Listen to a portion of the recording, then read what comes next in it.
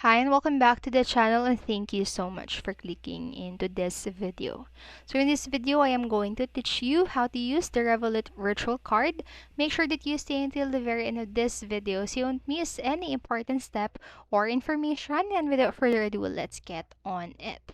So how does the Revolut Virtual Card actually work? So virtual cards work just like the physical credit cards and debit cards, only they are completely digital or virtual. So because there is no physical card involved, virtual cards are best used for online payments or for purchases in app on a mobile phone.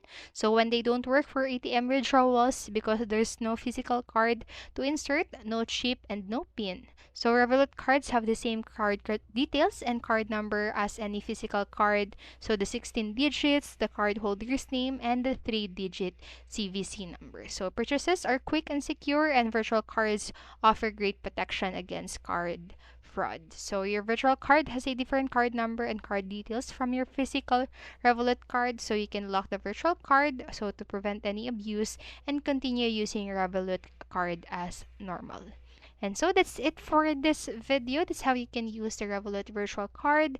And I hope this helped you. And if it did, please make sure to like, subscribe, and hit notification bell button so you don't miss a video.